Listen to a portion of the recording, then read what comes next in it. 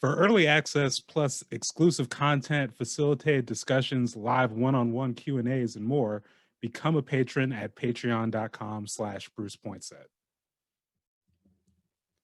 Welcome back to the Blacktastic Adventure. I'm your host, Bruce Pointset, and on today's episode, I speak with Joy Alise Davis, the Executive Director of Imagine Black. Joy Alise Davis is a Cincinnati native who graduated from Miami University with a Bachelor of Arts in Political Science and from Parsons School of Design with a Master of Arts in Theories of Urban Practice. She is the founder of the award-winning firm Design Culture Lab and is an associate professor at Pacific Northwest College of Art. Currently, Joy serves as the executive director of Imagine Black, where she works to help our Black community imagine the alternatives they deserve and build political participation to achieve those alternatives. When she is not winning awards, Joy enjoys spending time with her two loves, Emmy-nominated husband Rob and her whippet rescue. When Joy Alise gets a seat at the table, she swiftly dismantles the old furniture and makes room for more inclusive space led by Black and Indigenous folks. I'm really excited to share this interview with you all, and without further ado, check it out. Okay, so yeah, thank you for being on the show today. So happy to be here. Thanks. Yeah, so, obviously you got a lot going on, big organizational name change from POLF to Imagine Black. But before we get into that, I just want to kind of start, as you're not a native Portlander, correct? Mm-hmm. So when did you move to the city and where from? Yeah, well, I moved in 2014 in May. I'm originally from Cincinnati, Ohio, spent some time in Montego Bay, Jamaica when I was younger, and then found myself in New York City. So I moved here directly from Brooklyn back in 2014. And what were you doing in Brooklyn? Yeah, if I'm honest, I think so. Like a lot of Midwestern folks, I was kind of over the environment and wanted a change and wanted to learn from new folks. So right after I finished undergrad, I wanted to move to New York. So I got a job in AmeriCorps in a program called Public Ally. So I was doing that for 10 months. And then I went to grad school out in New York at the new school, Parsons School for Design. Cool. And what, of all the places, what brought you to Portland? Funny story. I would give a lot of that credit to my husband, my now husband, but boyfriend at the time. He, when we were still in Ohio, right before I moved to New York, he became obsessed with Portland, if I'm honest, excited about the Black history here and the creative culture. And he was trying to shift from being involved. He was in law school at the time, but he was ready to abandon that law school kind of space and move into more of an art and creative space. So he ended up getting an internship here around the same time that I got a job in New York. And then he just fell in love with the city, and I would visit and also fell in love and moved here right after graduation. Oh, it's funny. It's kind of like my parents, my mom was in New Jersey and my dad was out here, and it just reminds me of that. So it's kind of cool. Yeah. So, can you just talk a little bit about like your professional background and, I know you and your husband started Design Culture Lab, correct? Can you just talk a little bit about the story of how that came about or what I should say, you talk about what that is first and then, talk about the story of how that came about? Yeah, so Design Culture Lab started right when I moved to Portland. It's, I like to call it as a collaborative design firm. It's really a space to prototype new ways of collaborating with folks, particularly BIPOC folks. And then I started expanding a little bit into public involvement for the city, which is basically their definition of how we engage with community members on civic engagement, helping to make decisions.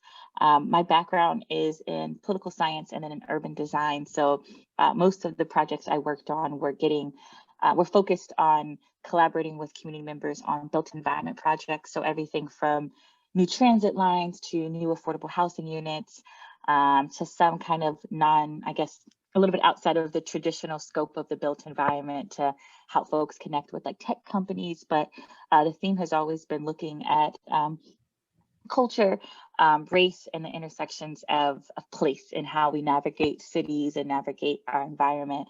I mean, I was really lucky that Portland is a great, I guess, city for that, in the sense that just the history, or I guess the on paper history of being dedicated to like the built environment and transportation. I keep doing quotes because we also know that that's not the same history for folks who are vulnerable communities, but nationally, you know, Oregon is known for being really transit friendly and sustainable, and all of these things that when I got here, learned very quickly wasn't always the case, and it was almost a tale of two cities. But the firm, if I'm honest, when I started it, I was pretty just fresh. I didn't really know what I know now, in the sense that I just know I wanted to work with nonprofits and work with government on built environment, and it kind of evolved. Very happy that I had some great mentors that helped me kind of understand the space. But the story about how I got involved, if I'm honest, when I was in Ohio, when I lived in Ohio, I went to a school called Miami University of Ohio, where I studied political science. And if I'm honest, I hated most of it, mostly because it was taught from a very like white European centric lens. I found myself doing way more kind of community organizing and student organizing on my campus, and really diving in, very similar, I think, to Oregon's kind of racial dynamics. My school was a predominant white university, so we had a very small, tight-knit Black community, and the other kind of BIPOC folks within that were also very small. So we kind of came together a lot for shelter, for warmth, to like take care of each other, but also to navigate like a very white-dominated upper class kind of school that like didn't even a little bit identify with how I grew up, which was low income and Black. So I became, I think, on campus kind of obsessed with space, and like, what does safe space look like, and how do we make sure that folks like me were able to navigate spaces in a way that felt comfortable, in a way that was super in tune with how I grew up and how I navigate space. Everything from when I go to parks, or I grew up with like a big family, so we went to parks and took over spaces and kind of did some things that I'm sure the Parks and Rec at that time probably wouldn't allow, in terms of how we would navigate and hold space. So then when I got a chance to go to New York, I honestly was just looking for a change. I didn't have the language or even the discipline to know that this was like a focus area for folks. My parents now, but at the time of going to college, I don't have my mom had just started going to college. My father wasn't in college at the time, so I wasn't really exposed to a lot of different career types or industries. I knew very few things, and I thought I was going to be a lawyer just because that's all I really knew as an entry point for fighting injustice. And when I got to New York, trying to really, for the first time, explore different avenues and ways of being and advocating for issues that I care about, I got kind of deeper into like nonprofits, deeper into space. I'm sure it's no surprise New York is very much a city where spatial justice is super, super important. And some of the things that we're dealing with here in Portland, New York has been dealing with as well, in terms of gentrification and displacement, and fighting for clean air, and tenant rights, in terms of landlords doing terrible, terrible things, and fighting to make sure that folks have accessible transportation. So I kind of got some like community education in that sense, being in that space and learning from different kind of activists and nonprofits. And when I finished the program, which the AmeriCorps program was 10 months, at the very end, I got an opportunity. I was looking for ways to stay in New York, to be quite honest. I was like, I need to find a job. I need to go to school. I need to do something, because New York was too expensive and I wasn't interested in going back to Ohio. And I knew I had something else to learn from the city. So I found this program, which actually my husband, boyfriend at the time, found this program at Parsons. And it was really looking at architecture and urban planning from a different lens. It was kind of like a bunch of professors and architects who were kind of fed up with kind of designing in a vacuum or making big decisions on behalf of community without involving community. So it had a big emphasis on how do we involve community in designing our cities and retransforming our cities. So then I learned that program, and then afterwards, if I'm honest, I got really sick of being so far away from my husband and wanted a new change. And New York City is so expensive. I was looking for something that had a better quality of life, and again, fell in love with Portland, and it just became a natural fit for me to kind of explore um, kind of the intersection between race and space, even though I didn't really know, if I'm honest, still what that meant in practice. I knew what it meant in theory. So in Portland, I got a chance to like try out some really exciting projects and learn a lot on the job. And it's still kind of a space that I love quite a bit. Yeah, and you said you got here in 2014, and it definitely sounds like you took a lot of, just a lot of cues from in these other spaces, especially, again, spatial justice work happening in New York, because at least in my, and you can correct me if I'm wrong here, but it feels like the discussion around this, specifically around the impacts of space and like the meaning, like it feels like that's changed and gotten a little more intentional in these last few years. And I'm not sure, would you say, I guess, like just in your time, has that conversation changed at all? Yeah, I would say so. I think when I was first introduced to like from like an academic perspective, this space, it was still very much dominated by like white men, cisgendered men, and occasionally they would celebrate the white cisgendered women who would be in the space, like Jane Jacobs, and it would be like, oh, look at her, she did all these great things in New Mm, York. And if I'm honest, what another reason that really got me excited about moving to Portland while I was in school was learning about Paul's Trader Joe's protest, which I think was also like a big shift, I would say, from my perspective of learning to be like, oh, like there's actually a space for Black folks to demand something more than what's given, or to push back on projects that claim to benefit us, which actually only benefit a few of us. And watching kind of that protests go down kind of from the other side of the country, and everything from seeing the negative press that was given and the jokes on like late night shows to actually then meeting kind of the people who were leading that work.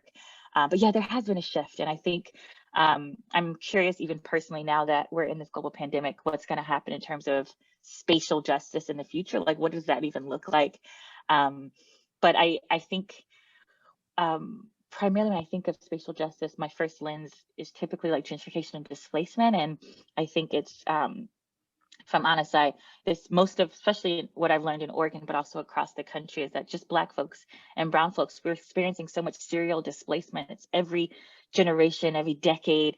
I'm even reflecting on my own being, I think I moved every year, every 2 years since I was 5. So this concept of not being able to be with community and be rooted in community, I think we're at like a boiling point in this moment now where people are fed up. I think we were always fed up, but I think there's like other intersections that's making it exacerbating kind of the pain that we're feeling, which I think is rightfully so, with like the fall of capitalism and student loans going up high and policing and environmental justice. All these things are kind of reaching its boiling point at the same time. And I think as we fight for space and fight for our community and fight to be rooted, it's impossible to ignore those other factors and how they impact this this push and this need to do it now and stop prolonging it, so to speak. yeah, when you talk about, just being people just being serially displaced, like a number of people, but a good friend of mine, like I remember his family started out in, now it's New Columbia, but back when it was like Columbia Villa, early 90s, late 80s. And I swear because like he's in California now, but like when he comes back to like, visit his family, come out and visit, and every time it's a new place, and it's like it started out, it's like, okay, going further and further and further east. And then one Christmas break, it's like, oh, actually, yeah, well, they're out in Beaverton now. It's like, my goodness, just trekking and trekking and trekking. People can't really see my hands, but it's just going back and forth and just all over the map. And it's wild. And we don't, now we're starting to really like, you know, talk about just some like the deeper effects. I think about, my father used to tell me a little bit about just, just like how the construction of places leads to, you know, some of these outcomes or some of these, just structural disparities. And like I said, like in these just last few years, it's really, I think the conversation changing is really kind of like really, that's what I'm looking for. It's just really, crystallized what that means. And it's starting to like, give credit to, Paul, Imagine Black and other organizations for really starting to give us some language around it and, helping us, envision how to deal with it. And to that end, actually, you said you saw, the Trader Joe's protests from across the country. Is that kind of what sparked your interest in joining POLF when you came to Portland? Yeah, I had a friend who was from here who introduced me to Lisa Bates. I think it was probably one of the first few folks I met. Um, and at the time, I didn't, I knew the organization by name, but I didn't know like Lisa Bates' role in it. I knew a little bit from like reading articles like Serena Boston Ashby and Rachel Gilmer, who's now at Dream Defenders in Florida, and some of the work that they were pushing. But when I met Lisa Bates, I kind of got a deeper understanding of the unique conditions here, how that whole situation went down, and both kind of the insider information of kind of some of the both external struggles, but also just internal struggles within the Black community. I think very, which we know this, very often people try to make it seem as if all Black people agree on everything and we're a monolith and we all have all the things. We have like one Black leader who can speak on all of us, and or even 10 Black leaders who can speak on behalf of all of us, when reality, when that's not the case. And when I look at this project, to me, it seems as a good example of reminding folks that we're not a monolith and that there are multiple ways of being Black, and multiple ways of navigating kind of the world and our Blackness. And we have different ideas and perspectives and politics in terms of how we think change can happen. But when I learned about Trader Joe's and I met Lisa and Serena and Rachel, it became clear to me that their kind of theory of change in terms of how they believe we get closer to Black liberation aligned really closely with mine. And so when I met Lisa, she introduced me to this project that they were about to begin called the People's Plan. I mean, they had like a grant application, some high level ideas, but they're like, hey, there's this project, and the idea is that we want to engage Black people who've been pushed out of their neighborhoods or are being affected by gentrification and displacement. And we want to create a plan, a list of demands that we can organize around in the future, a list of policy ideas. And that kind of brought me in. And I think that was such an interesting and important like introduction to Black history in Oregon. I like wish everybody got a chance to go and dive deep into this, to a project like I got to work on, because I got to interview folks as they talked about their serial displacement and what it was like to have their family be pushed from, from Van Point being other parts of Portland to Northeast, and now, like you said, being pushed further and further out.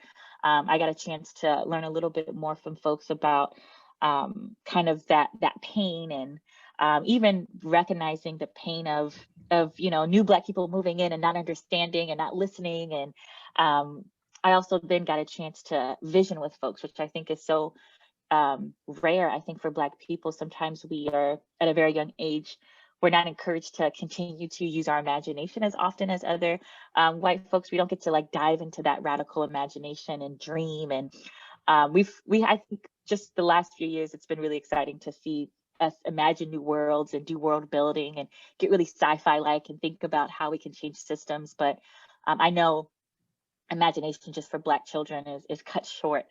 So it was fun to just imagine new ways of being. And we did exercises where we thought about what the day of the life would look like if all of our needs were met. And it was just a really powerful and transformative project that I think on paper, it looks beautiful on paper, but going through it, I think I am forever changed based off just talking to folks and learning and visioning. Yeah. Yeah, and that's that's really powerful as far as just changing how, or isn't it changing, but helping to like influence a change in like even just how we do this or how we engage, how we think about this. And I love what you're talking about as far as like engaging the imagination, because so often it's Like it feels like we're just going through the motions. We're doing the same, even, okay, well, that thing, people talk about it. There's the strategy people talk about that, we see clips of in the 60s. Let's just follow the same playbook. And it's like, they crush that eventually, right? we gotta keep evolving. We gotta keep, so that's, and like imagination is such a powerful tool in that. And I love you talk about like the people's plan. I think, one of the things that's really been cool about the work you all have been doing, I think has been, as far as just like being really intentional about giving people language that, because not everyone obviously can be doing the reports, can be doing the case studies, can be digging in. They're just, going about their days. But at the end of the day, it takes, I don't want to say mass movements, but it takes some kind of level of like a critical mass of people to, make things happen. So it sort of in that vein, you just talk, you talked about the people's plan, but can you just talk about some of the other projects that, the organization's been like? When did you transition to heading the organization actually, before we get there? Yeah. So the People's Plan, I was consulting. So my Design Culture Lab hat was on in 2000, into 2014, 15, a little bit in 16. It was a long project, y'all. It took some time we had so much data and so much like feedback. It took us some time to actually translate that into policy ideas or program ideas.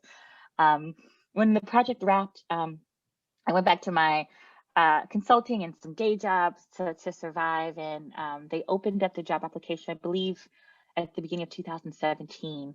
At first, I think like a lot of folks, I had imposter syndrome. I was like, there's no way I'm going to get this job. And but I fell in love with the possibilities and the opportunities to kind of carry the People's Plan work forward.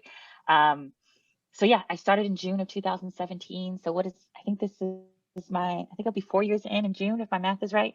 Um, but yeah, I feel very honored to have such a great team and such a great board that is really interested in doing something different. But yeah, Imagine Black, we changed our name formally this last fall.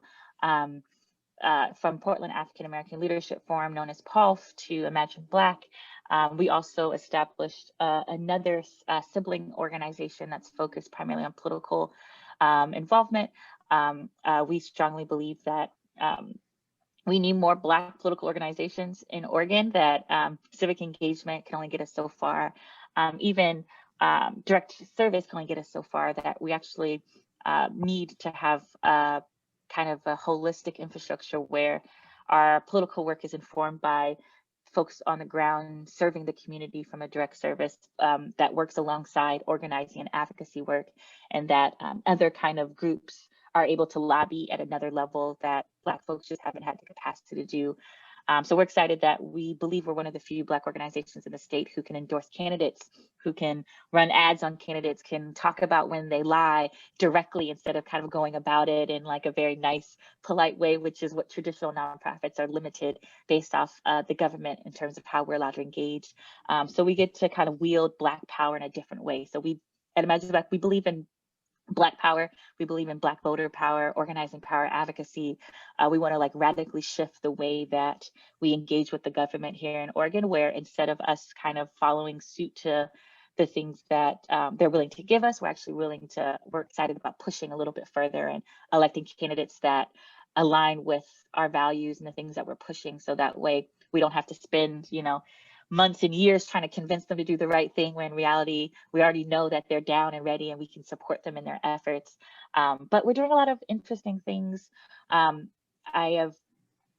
just started doing some work around abolition, which is a new lens for us in terms of pushing for the end of policing and prisons and ICE, and reimagining another way of public safety, one that cares about folks, because we know that the safest neighborhoods don't have more cops, but they have more resources. They have a thriving community. They're rooted. They're not, kicked out every 2 years due to gentrification and displacement. They have access to schools and after school programs and a working economy where folks don't have to choose between taking care of their family or working or feeding their children and having luxury. Gosh, we believe in Black luxury in the sense that we deserve to have fun and joy. And but some of the projects that we're working on right now is we're doing some kind of leadership development around abolition and teaching. So we have a great staff member who is leading a podcast right now of just exploring what abolition is and trying to bring folks along on the journey that we can imagine a new public safety service system. So very similar to kind of our theme of imagining new ways of being and trying to use tools to get us there. So we're doing that work. We're also doing some work in an environmental justice space, also trying to, along with our partners and other like-minded nonprofits, joining kind of them in fighting for free transit. We believe that, again, the safest neighborhoods have the most resources, and for folks to be able to navigate this state effectively, we need to completely make it free to use TriMet and going beyond a youth pass, but really making it for everyone of every age, income, economic background, and race, really being able to navigate. We're currently also working on a childcare campaign with some amazing organizations where we're trying on the state level to get free childcare for everyone, regardless of their income and background, and a system that allows for choice. So if you're someone who prefers to have like an auntie take care of your kids, we want to make sure that auntie is paid through the government and is valued.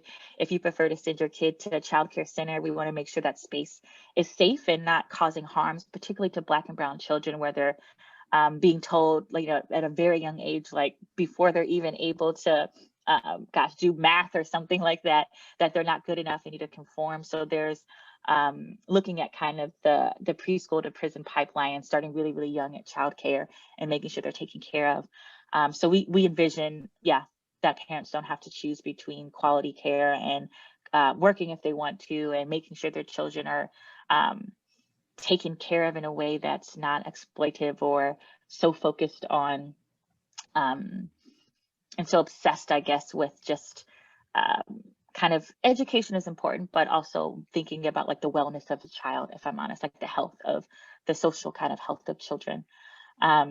But yeah, there's a lot of, I guess, really interesting and exciting things. We also recently launched our first membership program, which we're very excited about. I think in the past, folks have always who rocked with us have kind of just said they're a member of POF, but we've never really had a way to engage with them. So now it's like, okay, we finally have a way to do that.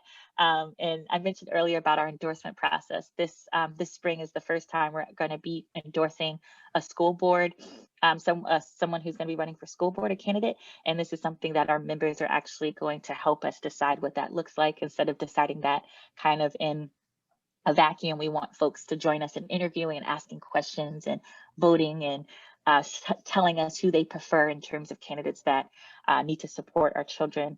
So yeah, we're excited to kind of flex our kind of political muscles, but then also I think be more intentional about organizing our Black community, which is no disrespect, but I think our old model was a little bit more organizing Black organizations and like Black professionals, and we shifted into really organizing Black folks who are vulnerable, Black folks who are impacted by decisions that we make. And we have this thing called a Black queer feminist lens, which basically means that we center Black folks who are most impacted, not just in listening, but also in decision makings. And it's one of those things that we're learning about and trying to practice and trying to create tools.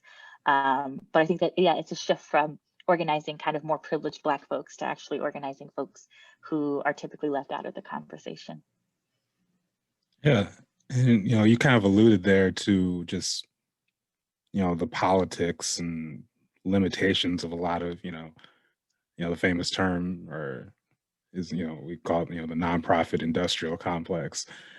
And I think what's really refreshing, about what Imagine Black is doing is just showing people, wait, we can, can I get back to, just using your imagination? No, we can do these things. We can serve. We don't have to compromise, the integrity of the work. And especially and taking it to, having a sister organization that does like political or politics. one thing I've seen, on one hand, it feels like we have a lot of these, because in Oregon, there's still all these places to have Black first. So, in all these elections. But so often is the case is when, our campaign season's coming up, it's having, to be honest, some white people in name a community saying, hey, you're Black and you like speaking in public, you should run for office. And then like that person might be the face, but all the instruction that's happening, everything that's happening behind the scenes, it's still coming from a very white lens and coming from, in some cases, at the end of a white leash, if we're being real about it. So building that infrastructure that says, no, like these people not just are going to be out there, but it's coming with like the community behind them, it's a game changer. But, kind of getting to the or to other political matters, I think a lot of people, this past summer, they saw sort of like iconic picture, the Burnside Bridge protests. And, one of the things that, Paul for the time was very vocal, you're talking about sort of the abolitionist lens. And Paul was very vocal on defunding the police, which I know is, when you talk about the politics of nonprofits, a lot of people didn't want to step out there and do that. So you just talk about kind of like that decision to say, no, we're going to put, our political muscle behind this, and we're not going to, police unions, local politicians, et cetera, put a lot of pressure on people. So you can just talk about, the decision to resist that. Yeah. It was kind of organic at the time in our organization. Looking back, I think I putting on like my ED hat. I wish we had enough time to engage deeply with folks to have this conversation before we made the shift. I will own that is my bad. But what we did is staff, we had a small staff at the time. There's 3 of us, if I'm not mistaken, including myself. And we were asked to speak at one of those big kind of Burnside Bridge. I think the little photograph where all these people are on it. I got asked by the folks at the Rose City Justice crew if I could speak on, just speak. They didn't really give me a lot of parameters. So I pulled kind of our amazing comms folks and our digital organizer, and we started writing, and Lisa Bates, we started writing the speech. And in the past, particularly I'm thinking about our People's Plan, there was a lot of reform in that People's Plan. We pushed for changes and more trainings, and for the police, we pushed for kind of some things that we've always pushed for is getting rid of those very terrible, like the gang enforcement units and things that never served us. But before, we were pushing kind of policy changes that will kind of take power away from the police. And again, I would say really trying to, I don't say compromise, but we were pushing an agenda that I think as staff members, we just thought that was what we were allowed to do, if that makes sense. So we're writing this speech together in a Google Doc, and we kind of like digitally looked at each other like, wait a minute, we all kind of believe that this is not working, that, police were created to do harm. They were created to hurt Black people in particular. They have grown into this fraternity of that's not focused on care, that's not focused on people, that's really coming after a crime has taken place and causing more crime, murdering people, hurting people. And that was, I think, within our staff, we're all in different places in our journey with abolition. For me, I am a daughter of a pastor and a police officer, and I have like tons of cops in my family. So I grew up with a very different lens and had a lot of unlearning and realizations that no matter how many Black cops we have, it's not going to change the system of the fact that it is designed to hurt Black people and brown people and the larger public. So we were writing this speech, and we were fed up. We were like, I think most Black folks were pissed off and hurt. And at this moment, we were like, we need to cut the police budget. Was our first thought. We were following organizations, national ones like the Movement for Black Lives, which we were really intentional about aligning with during the People's Plan, and some other folks around the country who were pushing, and also some local folks. I mean, pushing for defunding and abolition is not a new concept for a lot of Black community groups here in Oregon. And we were kind of late to the party, so to speak, and we didn't want to center ourselves, but we did want to align that it wasn't working. And we believe that no matter the investment into our current police system, into our current prison system, it's not going to make it better. We're still harming folks, and we think we can imagine something different. There's a lot of smart people who've been thinking about this and been creating new systems for decades. And I think we're at the point now where saying we need to defund the police is no longer a scary word. I think it used to be a scary word. Saying that we want to, abolish police used to be like I think that only like super radical left people said, and everyone's like, oh, that sounds cute, but that's not realistic. And I think we're like, no, it's actually realistic. It's actually achievable. I'm often thinking about, sometimes it's hard to imagine, I think, for folks, a world without police. And I'm like, well, we've created new systems all the time. I remember when we didn't have ICE. And now people can't imagine what ICE is. I'm like, yo, y'all, we used to not have it. Not that it was perfect before, don't get me wrong. America was still doing terrible, terrible things. But we can't deny that this new scary fraternity, this evil fraternity of ICE was designed and created in our lifetime and can be completely dismantled in our lifetime. It was an exciting kind of moment for us. It was scary, if I'm honest, in terms of safety, to be able to put ourselves out there and say that we are pushing. Gosh, I remember being very nervous about everything from like, who's going to follow me home, or I need to be mindful of like, if my address is anywhere, or like, how comfortable and how easy it is to find where I live, just because I was nervous. White supremacists do what white supremacists do. And I was nervous, and our staff was nervous about our security. But I think we were fueled by listening to folks on the street that like enough is enough. And we were able to do some really interesting wins in collaboration with folks. We got some things cut from the budget. We won some things. We didn't get everything that we want, obviously, because the police department is still here in Portland. But our goal is that we want, at least 50 million cut every single year until it's a zero of the budget. And we believe that there are other ways, and that we should be taking things away from the police in that interim that they have no business managing or responding to. I know we've seen some interesting things in terms of people talking about ideas of what would it look like if you're having a mental health crisis, for mental health professionals to show up and not cops. If you're in the middle of a domestic dispute, that you actually have counselors show up and folks who are actually gonna help you and take care of you, instead of leading with arrest and harm. And from someone who's dealt with that personally, that doesn't help. Folks who imagine, going down the street and having your broken tail light, and instead of someone coming and arresting you and harming you and potentially killing you, actually someone coming and helping you change your light bulb and actually helping to make sure that you're okay. So it's sad to me that I think our media has created this like false idea of what our policing system is, that they're out there solving crimes and it's like Law and Order and they're doing all these things, but they're not doing any of those things. They're coming afterwards. And cops don't, from my perspective, and data shows, they don't stop crime. They show up afterwards to help mediate it or to help fix the situation, and they don't even do that very well. They don't do that very well.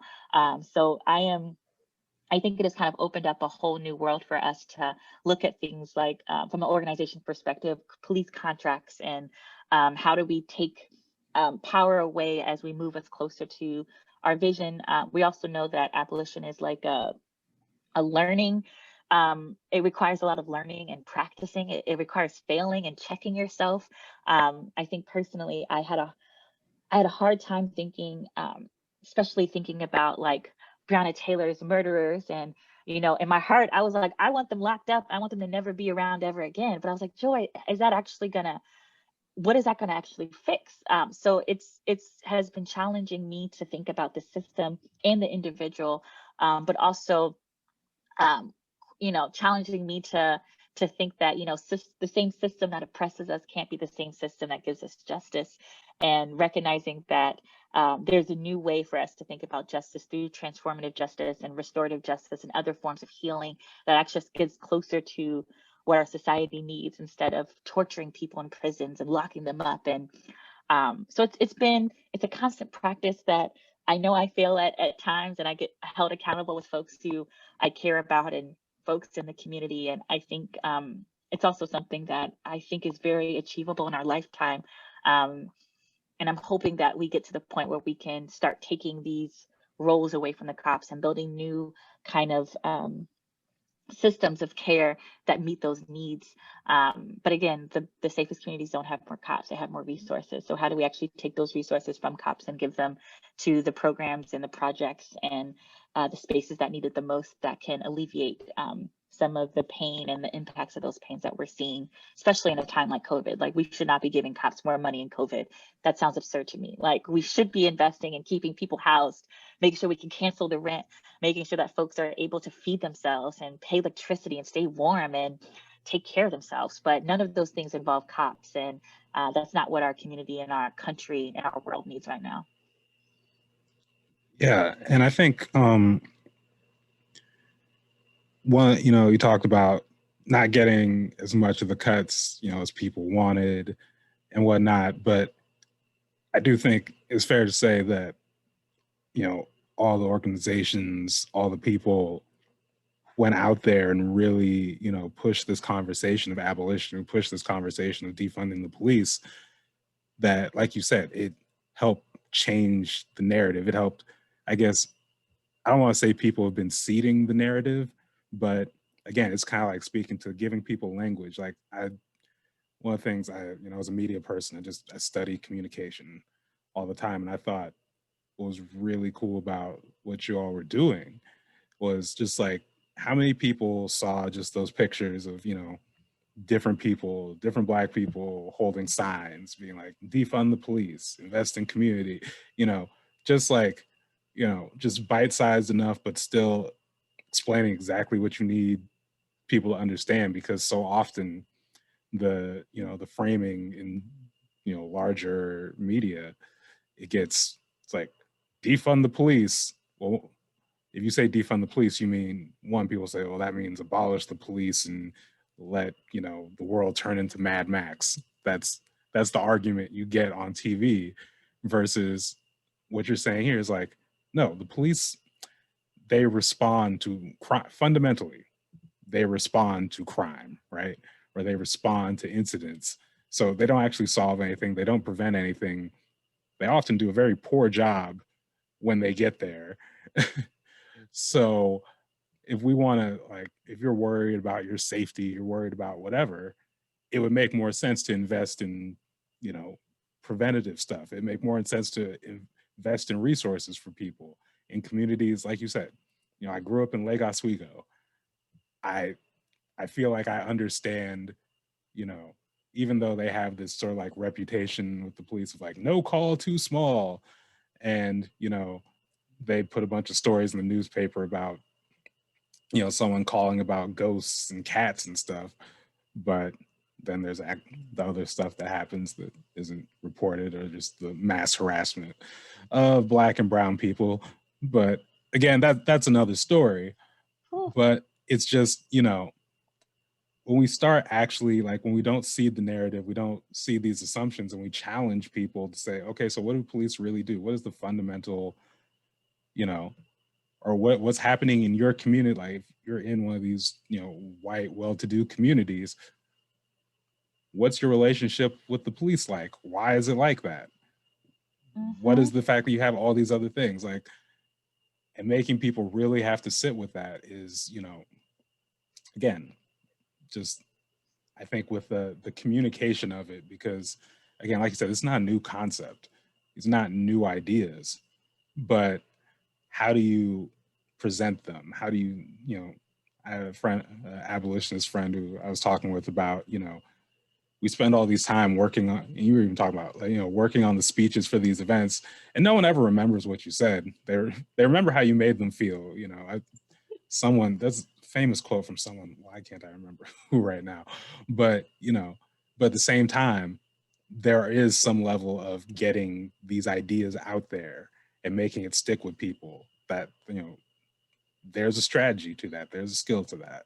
So it's not really a question there, other than saying I really, I really did appreciate just, how many times I saw those pictures, how many times I just saw the language and seeing people, again, because I think in these spaces of, whether it's official media or even social media, whatever communications, we're in the business of kind of like uh, giving people language, giving people permission to, you know, advocate for what they believe in by, like I said, giving them language. So yeah, Mhm. I think that's a, important work of what you all do. So thanks for Thank that. you. Thank you.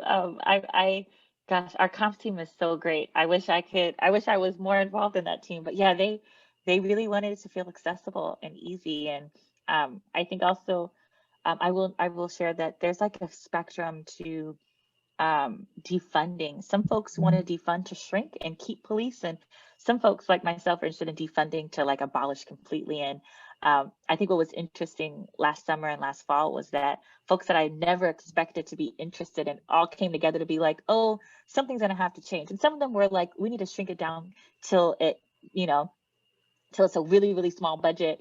And that's what they felt comfortable in. And some folks, like I said myself, were interested in like 50 million every year until it's gone. Um, but it was interesting finding folks come together in a way that I've never expected.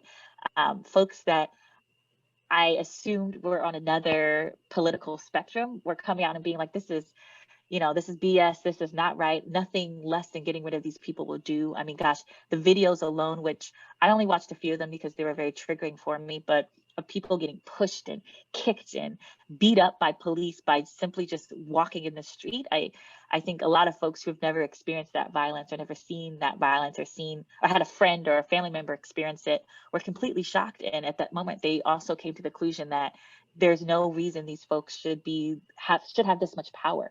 Like I'm not interested in living in a militarized state, and we're there.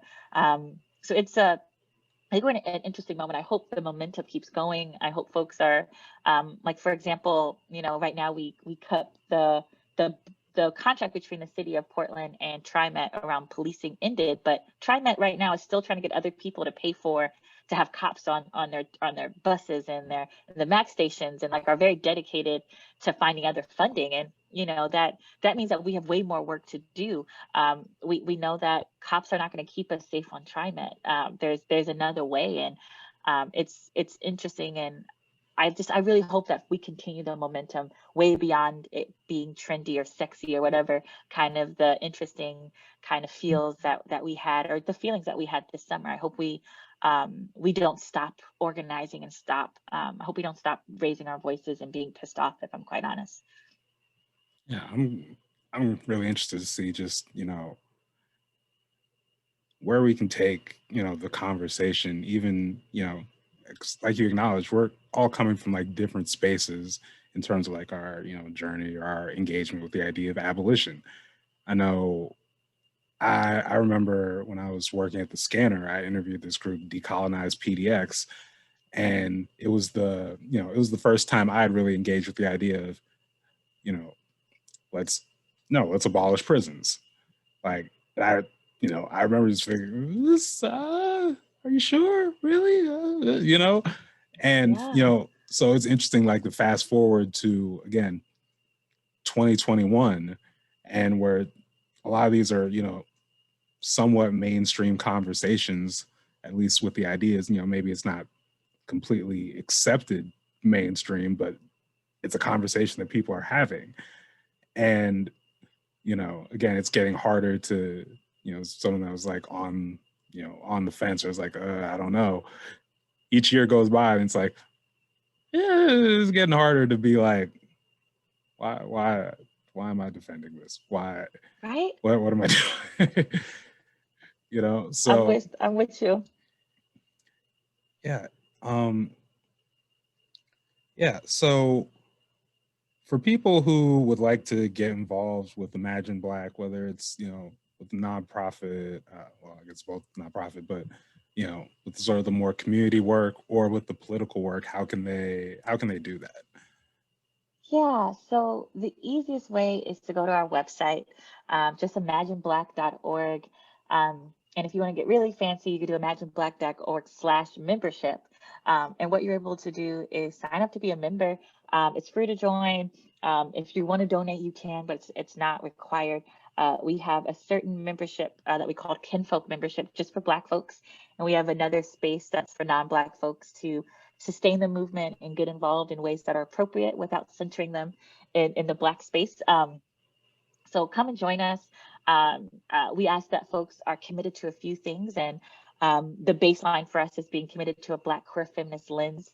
We want folks to be committed to the idea that we need to center Black folks who are most impacted. We need to center Black undocumented folks and trans folks and gender nonconforming folks and Black youth and Black elders and Black queer folks. It's like, and there's and immigrants and refugees. And I think it's really easy for us to stereotype who the Black person we should be engaged with, when really there's so many folks. And if our solutions don't involve them and benefit them, then it's not going to work. Like, trickle down anything never works. Like, we've seen it with the economy. We're still waiting for these trickle down effects of the COVID funds for all these big corporations. Like, it's going to come down to us. That will never come down to us. So like, what would it look like to flip that model where we make solutions and dream up solutions that work for the most impacted and everyone benefits? I mean, we've seen that with the civil rights movement. For example, like, white women benefited like crazy from all the Black stuff that happened in that time. Latinx folks, Asian folks, they all benefited. White people in general, they benefited from the struggles and the push for democracy that Black people have been pushing. Gosh, I forgot the article, but there was what's her name? This amazing Black journalist. She was here in Portland, and she wrote for this 1619. Oh, But Nicole she wrote Hannah this. Jones. Yes, and I've never met Nicole, and I'm sad. I think we just missed each other, but there was that article in New York Times that said, America wasn't a democracy until Black people made it. Like, we are like the champions of democracy. Like, we are pushing for it to really be true, not just in word, but in deed. And so, yeah, I would just invite folks to join us. If you're down for a Black queer feminist lens, if you're down with our mission and vision, if you do it soon, there's opportunities for you to get involved with this endorsement process. But beyond that, there's a lot of ways that we're trying to digitally connect us, but also, once the world opens up, connect us more intimately so that we can build community as we kind of vision. But I will say that, just as short, that we believe that politics is one of the tools. We are not, we don't put all of our eggs into one basket, but we do know that with politics, with organizing, with leadership development, these are the three that we believe, if they were to work in more concert with each other, we will get the results that we need. So yeah, we just want folks to join us. Go to imagineblack.org. You can also find us on the socials if you go to Imagine Black, and you can kind of dive in and get involved with the work that we do. And we have some cool kind of geographic crews where we organize folks based off what neighborhood they live in, as well as topic areas that they're interested in. And then also, again, just engaging with us on some campaigns. Awesome. Well, there you go. If you want to get involved, at imagineblack.org. Joy, thank you again for taking the time with me today. It's always great talking with you, and I look forward to seeing all the stuff that Imagine Black has going. Thank you so much for the space. Yeah.